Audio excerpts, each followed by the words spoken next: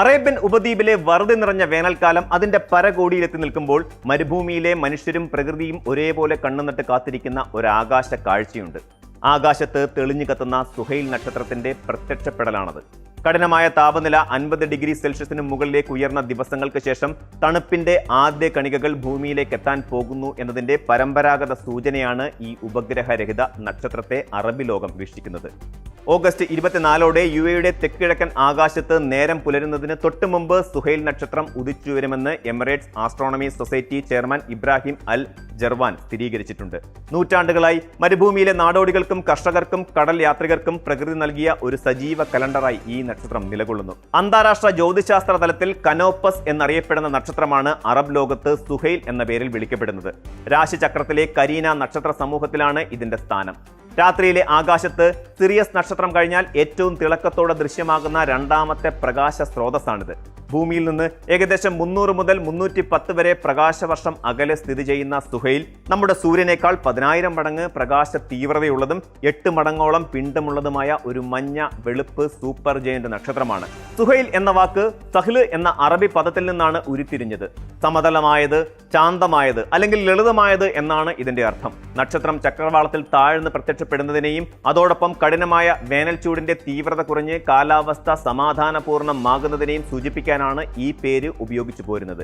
Arabian ഉപദ്വീപിന്റെ തെക്കൻ മേഖലകളിൽ August തുടക്കത്തിൽ തന്നെ പ്രകടമാകുന്ന സുഹൈൽ ഓഗസ്റ്റ് 24ഓടെ മധ്യഭാഗങ്ങളിലും സെപ്റ്റംബർ ആദ്യവാരത്തോടെ വടക്കൻ മേഖലകളിലും പൂർണ്ണമായും ദൃശ്യമാകുന്നു.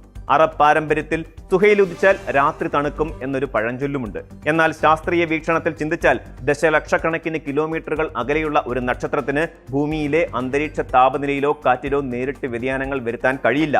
Sharjah academy for astronomy space science and technology director general professor Hamid Al Naumi വ്യക്തമാക്കുന്നത് പോലെ സുഹൈൽ നക്ഷത്രത്തിന് ഭൂമിയിലെ കാലാവസ്ഥയെ മാറ്റാനുള്ള യാതൊരു ഭൗതിക ശക്തിയുമില്ല.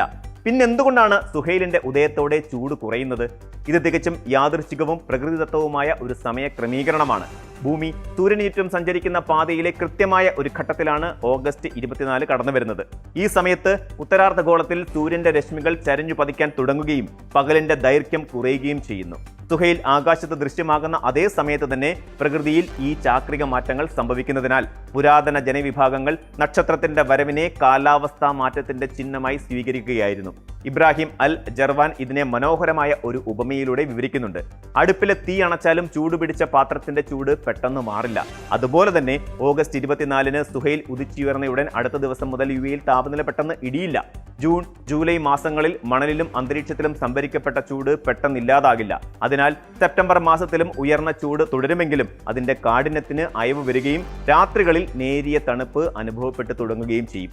സുഹൈൽ നക്ഷത്രത്തിന്റെ വരവോടെ പ്രകൃതി സുഫ്രിയ എന്നറിയപ്പെടുന്ന 40 മുതൽ 53 ദിവസം വരെ നീളുന്ന പരിവർത്തന ഘട്ടത്തിലേക്ക് പ്രവേശിച്ചിരിക്കുന്നു. ഈ കാലയളവിൽ കാലാവസ്ഥയിൽ സ്ഥിരതയില്ലാത്ത പല മാറ്റങ്ങളും ഉണ്ടാകാം. രാത്രികാലങ്ങളിൽ അനുഭവപ്പെടുന്ന ആശ്വാസകരമായ അന്തരീക്ഷം, വായുവിൽ ഈർപ്പത്തിന്റെ അളവ് വർദ്ധിക്കൽ, അതിരാവിലെ രൂപപ്പെടുന്ന കനത്ത മൂടൽമഞ്ഞ്, തെക്ക് കിഴക്കൻ ദിശയിൽ നിന്നടിയുന്ന കാറ്റ് എന്നിവ ഈ ഘട്ടത്തിന്റെ സവിശേഷതകളാണ്. ഈ കാറ്റ് UAE കിഴക്കൻ തീരങ്ങളിലേക്കും ഒമാനിലെ ഹജർ പർവ്വത നിരകളിലേക്കും മേഘങ്ങളെ എത്തിക്കുകയും ചില പ്രദേശങ്ങളിൽ വേനൽ മഴയ്ക്ക് കാരണമാവുകയും ചെയ്യാറുണ്ട്. സുഹൈൽ ഉദിച്ച് ഏകദേശം 45 ദിവസങ്ങൾ പിന്നിടുമ്പോൾ രാവും പകലും തുല്യ ദൈർഘ്യമുള്ള സമരാത്ര ദിനങ്ങളിലേക്ക് എത്തും. തുടർന്ന് ഒക്ടോബർ മധ്യത്തോടെ സുഫ്രിയ കാലഘട്ടം പൂർത്തിയാവുകയും വസം എന്ന പുതിയ സീസൺ ആരംഭിക്കുകയും ചെയ്യും. വസം ആരംഭിക്കുന്നതോടെ മരുഭൂമിയിലെ കാലാവസ്ഥ പൂർണ്ണമായും ശാന്തമാവുകയും ശരത്കാലത്തിന് തുടക്കമാവുകയും ചെയ്യുന്നു. സുഹൈൽ ഉദിച്ച് കൃത്യം 100 ദിവസങ്ങൾ പിന്നിടുമ്പോഴാണ് പരമ്പരാഗത കണക്കുകൂട്ടലുകൾ പ്രകാരം അറേബ്യൻ നാടുകളിൽ ശൈത്യകാലം പൂർണ്ണ ശക്തി പ്രാപിക്കുന്നത്. ഉപഗ്രഹങ്ങളും ആധുനിക കാലാവസ്ഥാ പ്രവചന സംവിധാനങ്ങളും ഇല്ലാതിരുന്ന കാലത്ത് അറേബ്യൻ ജനത തങ്ങളുടെ ദൈനംദിന ജീവിതം ക്രമീകരിച്ചിരുന്നത് നക്ഷത്രങ്ങളെ നോക്കിയായിരുന്നു. UAE പരമ്പരാഗത ജ്യോതിശാസ്ത്ര കലണ്ടറായ അൽ ദുരൂർ സമ്പ്രദായത്തിൽ സുഹൈൽ നക്ഷത്രത്തിന് കേന്ദ്ര സ്ഥാനമുണ്ട്. വർഷത്തെ 36 10 ദിവസ കാലയളവുകളായി വിഭജിച്ചാണ് ഈ സമ്പ്രദായം പ്രവർത്തിച്ചിരുന്നത്. ഓരോ 10 ദിവസത്തെയും ദിർ എന്ന് വിളിച്ചു. കൃഷിക്കാർ വിത്ത് വിതയ്ക്കാനും ഈന്തപ്പഴ കൊയ്ത്തു നടത്താനും ഈന്തപ്പനകളിൽ പരാഗണം നടത്താനുമുള്ള സമയമായി സുഹൈലിന്റെ ഉദയത്തെ കണ്ടു. സുഹൈൽ പ്രത്യക്ഷപ്പെട്ട് 70 മുതൽ 80 ദിവസങ്ങൾക്ക് ശേഷമാണ് ഈന്തപ്പനകളുടെ സംരക്ഷണ ജോലികൾ ഊർജിതമാക്കിയിരുന്നത്. കടൽ യാത്രികരും മുത്തെടുപ്പുകാരും മത്സ്യത്തൊഴിലാളികളും കടലിൽ നക്ഷത്രങ്ങളിലെ കാറ്റിന്റെ ഗതിയും ഒഴുക്കും മനസ്സിലാക്കാൻ സുഹൈലിനെ നിരീക്ഷിച്ചു. ഉഷ്ണതരംഗങ്ങൾ കുറയുന്നതോടെ യാത്രാ സംഘങ്ങൾ മരുഭൂമിയിലൂടെയുള്ള ദീർഘദൂര യാത്രകൾ ആരംഭിക്കുകയും മൃഗങ്ങളെ മേയ്ക്കാൻ തുറസായ സ്ഥലങ്ങളിലേക്ക് ഇറക്കുകയും ചെയ്തിരുന്നു. ഇന്നും national centre of meteorology, Sheikh Zayed grand mosque centre, Emirates astronomy society തുടങ്ങിയ സ്ഥാപനങ്ങൾ സുഹൈലുമായി ബന്ധപ്പെട്ട പരമ്പരാഗത അറിവുകളെ രേഖപ്പെടുത്തുകയും സംരക്ഷിക്കുകയും ചെയ്യുന്നുണ്ട്. ആധുനിക സാങ്കേതിക വിദ്യകൾ എത്ര വളർന്നാലും പ്രകൃതിയും ആകാശവും മനുഷ്യന്റെ സംസ്കാരവുമായി എങ്ങനെ കെട്ടുപിണഞ്ഞ് കിടക്കുന്നു എന്നതിന്റെ ഓർമ്മപ്പെടുത്തലായി സുഹൈൽ നക്ഷത്രം എന്നും അറേബ്യൻ ആകാശത്ത് തിളങ്ങി തന്നെ നിൽക്കും.